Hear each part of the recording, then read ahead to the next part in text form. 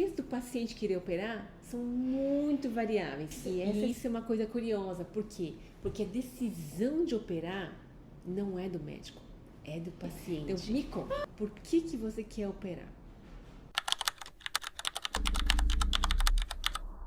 Antes da gente falar da cirurgia, eu queria escutar de você por que você quer operar. Sabe por quê? Porque, sim, os míopes todos sofrem os mesmos perrengues. Sem óculos não enxergo nada, não consigo ver quem está do outro lado da rua, não aguento usar mais lente. Mas o motivo que fez a pessoa pensar, putz, agora chega, deu, vou operar, é muito pessoal. É muito daquela pessoa, da experiência que a pessoa passou. E eu quero saber. Não vai mudar a técnica, o cuidado, nada disso. Mas eu tenho curiosidade de saber do paciente. Por que você está pensando em operar?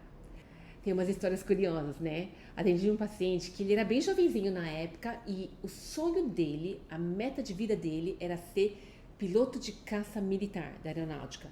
Só que para você ser piloto de caça, você não pode usar óculos, você não pode ter grau.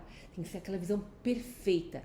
Então, para chegar no objetivo dele, ele não podia estar usando óculos. Então, por isso que a motivação para ele operar era exatamente o sonho de ser um piloto militar. Sabe por quê também? Porque já tive paciente ao contrário, que ele mesmo não estava convencido que queria operar, ele estava bem com óculos, mas a namorada queria que ele operasse, o pai queria que operasse, sei lá, ele sentia-se pressionado. E aí, cavocando a história, conversando, ele mesmo estava bem de óculos, ele gostava de usar óculos, então não tem indicação. Porque, olha, diferente de qualquer outra doença do corpo, por exemplo, vamos lá, quando um paciente vem aqui com uma apendicite, não aqui, tá? Vai no hospital com apendicite, seja aonde for, se for no pior hospital, lá do meio do sertão, se tá com uma apendicite que vai supurar, ou seja, vai estourar, não tem conversa, vai operar. É quase que assim, você vai operar. O paciente não quer, vai operar, senão você morre. A cirurgia refrativa para tratar miopia, astigmatismo, não. E isso é uma coisa curiosa. Por quê? Porque a decisão de operar não é do médico, é do paciente. Mas para que serve o médico? O médico tem que estar aqui com todo o seu conhecimento para dar suporte para a melhor indicação, às vezes contraindicação, pensar na melhor técnica que encaixa para aquele caso e performar, fazer a cirurgia com alto nível de excelência. Isso é o papel do médico. Já a decisão mesmo é do paciente. Entendeu por que eu quero saber?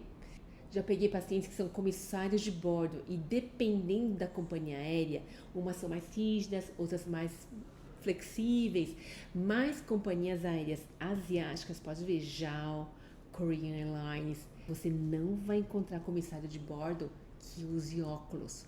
Faz parte do uniforme não usar óculos. E aí, só um parênteses, tá?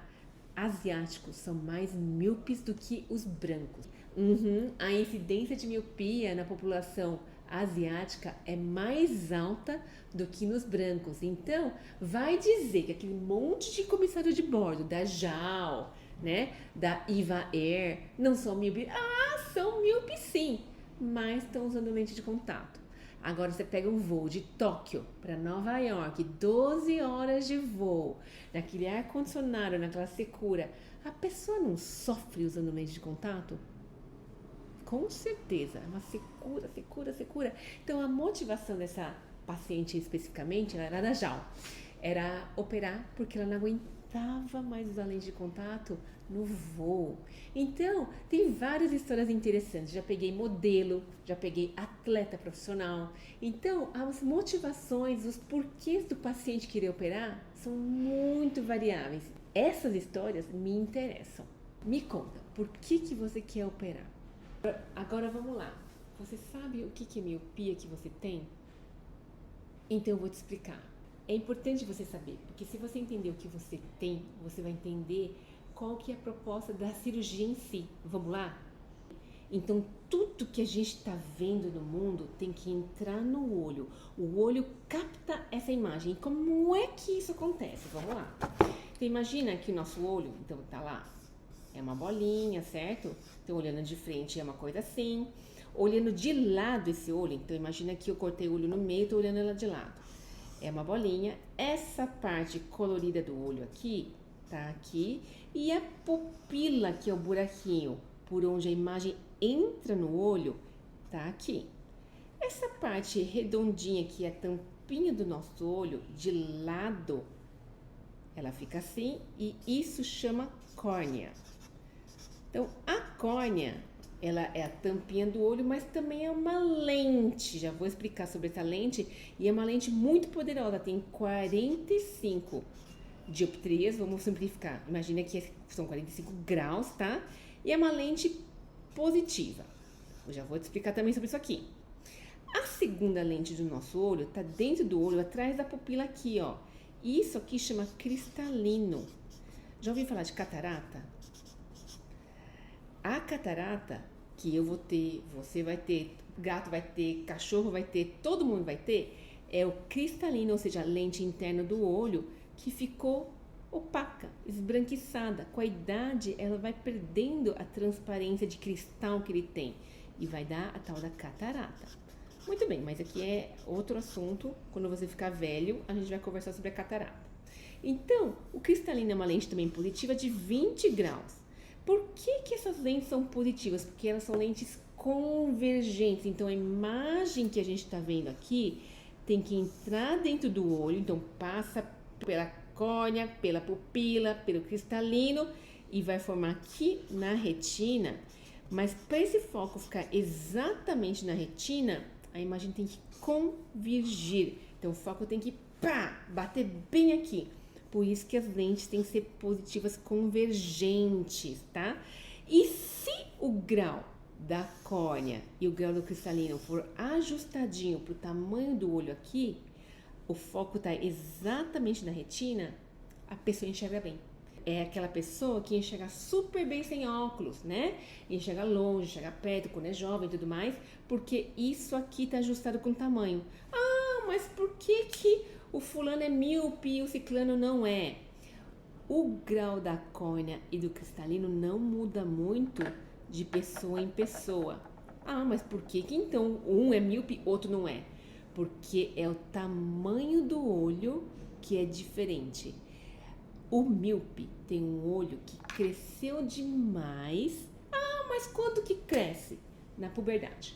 Pode ver, quando a gente está no colegial, é aquele óculos que a cada 6 meses tem que ficar trocando de óculos porque o grau já ficou fraco, o grau ficou fraco. Por quê? Porque nessa idade a gente está crescendo, existe o crescimento orgânico, a pessoa está se formando, meninos e meninas estão crescendo e conforme a gente vai crescendo, todas as estruturas do corpo estão crescendo também, inclusive o nosso olho. Só que na miopia, o olho cresce mais do que deveria. E quando passa do ponto, o olho começa a ficar longo demais, ó. Longo demais. Se o grau da córnea cristalina não mudou, o foco continua sendo aqui, só que o olho agora tá aqui, essa diferença entre onde está, então vamos lá, onde o foco está, que é aqui, e onde deveria estar, porque o olho cresceu, essa diferença aqui é que gera a miopia. Entendeu? A miopia é um olho comprido, é um olho grande que cresceu demais. Ah, e o que determina a miopia? Genética. Genética é um grande fator. A paciente míope tem alguém na família que também é míope. E também tem a questão racial, como eu comentei, né? Os asiáticos são mais míopes do que os brancos. E tem outros fatores aí. Hoje a gente sabe que tem uma associação aí de uso de tela na infância precoce, pode estar associado a uma gênese de miopia. A gente vê que essas gerações mais novas estão ficando mais míope do que seus pais. Poxa, não tem automíope na família, por que o pequenininho está ficando automíope? Então, às vezes, esses fatores externos podem ter influência. Mas fato é que o míope tem um olho comprido, ok? Só por curiosidade. Hipermetropia, o que é? É o contrário, tá? É um olho que é pequeno, é um olho curto, é um olho que cresceu pouco. Da mesma forma, se a córnea e o cristalino não mudar o grau e o foco tá aqui, só que o olho tá aqui, essa diferença aqui vai gerar a hipermetropia. Então, a miopia é um olho grande, a hipermetropia é um olho pequeno. Ah, mas e o astigmatismo? Muito bem. O astigmatismo não tem nada a ver entre o olho ser comprido ou curto. Tem a ver com a nossa córnea. Lembra da córnea? Então, a córnea tá aqui, a córnea é a tampinha do olho. E aí, essa córnea aqui, ideal, teria que ser redondinha, curva em todos os seus lados aqui. Só que, em grande parte das pessoas, a curvatura de um eixo que a gente fala é levemente diferente do outro eixo. Em geral, essa curvatura vertical aqui é mais curva do que a horizontal. E essa diferença da córnea é que gera o astigmatismo. Então, a maioria das pessoas, elas têm uma associação de astigmatismo com olho comprido. Então, a miopia com astigmatismo. Ou astigmatismo com a hipermetropia. Nunca hiper com miopia. Óbvio, né? O olho não pode ser comprido e curto ao mesmo tempo. Tá bom? Entendeu o que você tem? Então, vamos falar da cirurgia agora. Falou demais, né? Vamos lá. Mas tá entendendo? A cirurgia refrativa, ou seja, para correção do grau, mais consagrada e que é realizada no mundo inteiro há mais de 30 anos, é com o uso do laser. Ah, mas espera aí, tem mais de 30 anos, é uma técnica antiga, velha? Não, contrário, é madura. Tudo que a gente tinha que saber com relação a resultados, indicações, contraindicações, complicações, manejo da cirurgia refrativa com o uso do laser, hoje a gente já sabe. Ah, mas como assim? Tem 30 anos e não mudou? Não mudou, sabe por quê? Porque não houve nada na história, na evolução da medicina, que substituísse a precisão, a segurança e o resultado da cirurgia refrativa a laser. Por isso que nada ainda veio para substituir. Ah, mas Maime, peraí. Então, tudo que é feito hoje é feito da mesma maneira que era feito há 30 anos?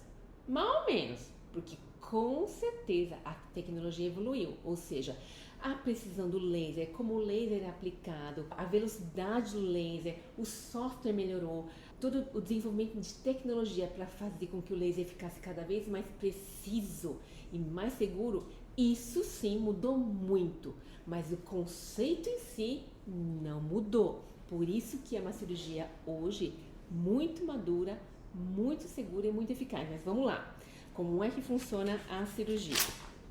Lembra da córnea?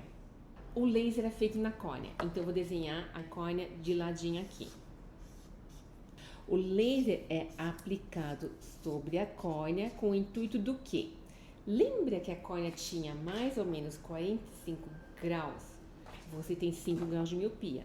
Então, 45 graus. Ela é uma lente positiva, lembra disso também? Convergente. Você já teve a curiosidade de dar uma olhadinha na sua receita de óculos e viu que tem um menos na frente dos seus 5 graus de miopia? Então, qual que é a ideia? O laser vai fazer um polimento na sua córnea que vai fazer com que de 45 menos 5 graus a gente transforme ela numa lente de 40. Exatamente isso. Então, o polimento vai fazer com que a curvatura dela ela diminua em 5 graus e é essa curvatura nova dela que vai determinar uma lente nova que vai corrigir a sua miopia.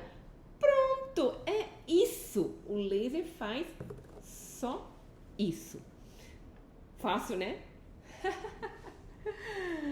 Mas olha só, qual que é a contrapartida de a gente fazer um polimento da córnea? E por que altos graus, um cara que tem 10 graus, 12 graus, 15 graus, que são os altos míopes, às vezes não conseguem fazer a cirurgia? Porque sim, se o laser vai fazer um polimento na córnea, vai fazer com que a córnea fique cada vez mais fina. Olha o desenho, ó. Tinha uma espessura aqui, fez o polimento, tirou essa parte aqui dos 5 graus e ficou mais fina. Imagina se a pessoa tem 10 graus, vai fazer mais laser, mais polimento, a córnea vai ficar muito fina. E aí que tá o problema. O limitante para alguns pacientes de operar Não é só o grau. Não, se a gente botar 10, 20 graus no laser, o laser opera. O problema é a espessura final. Então, por isso que às vezes a gente ouve paciente que fala: ai, porque meu amigo não pôde operar porque a córnea dele é muito fina. Se já é fina e vai ficar mais fina, esse é um problema. Ah, por quê? Porque se a nossa córnea tem uma curvatura desse jeito, pode ver, peixe, gato, cachorro, cavalo, todos os animais têm uma córnea redondinha.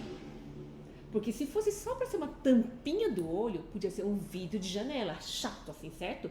Mas se todos os animais que têm olho têm uma córnea que é redondinha, é porque oticamente a córnea, além de ser uma tampa, é uma lente também. Por isso que se a córnea fica fina demais e ela perde a estrutura, porque ela fica fina, delgada, né? E ela não consegue mais se sustentar, no pós-operatório o paciente não vai ter uma visão boa. Por quê? Ah, mas tratou miopia. Tratou miopia, mas com uma córnea irregular, desestruturada. É um problema. Então, por isso que sim, tem a questão do limitante da espessura, porque incorre na segurança. Não faz sentido a gente fazer uma cirurgia e não preservar a segurança, ou seja, a arquitetura do olho. Então, por isso que existe uma batelada de exames pré-operatórios que a gente vai pedir para ver como é que é a espessura da sua córnea, a curvatura da sua córnea, como é que é a parte celular da sua córnea e alguns outros exames que vão me dizer se pro teu caso a cirurgia está bem indicada, com segurança, e isso faz com que a chance, né, a probabilidade de ter um bom resultado seja o máximo possível. Os próximos passos. Você trouxe aí o seu histórico de grau que eu pedi? Por que é importante? Porque eu quero ver se o seu grau está estável. Porque olha só, não tem porquê, apesar da sua idade, né? Você está com 32, não tem porquê a gente indicar uma cirurgia para correção do grau se o grau não estiver estável. Então, a primeira premissa que a gente assume para indicar a cirurgia, o grau está estável. Por isso que eu pedi para você trazer aí as suas receitinhas. Segunda coisa, vamos fazer check-up no seu olho, né? Então, imagina que você está aqui, vamos fazer check-up, então vamos ver a sua pressão do olho, vamos ver a retina, vamos ver tudo para ver se a saúde do teu olho está tudo bem. E aí, você vai fazer esses exames que eu comentei, porque juntos a gente vai ver o resultado dos exames aqui e eu vou te mostrar como é que está o teu olho, se dá para fazer a cirurgia, se não dá para fazer a cirurgia e qual que é a técnica mais indicada no teu caso que a gente vai levar em consideração. O grau, os resultados dos exames, sempre pensando no que? Segurança em primeiro lugar. Qual é a técnica mais segura pro teu caso, pro teu olho, tá bom? Então hoje, sem exames, eu não consigo falar para você sobre técnicas. E você viu, né? Eu falo e você não vai decorar nada do que eu falei.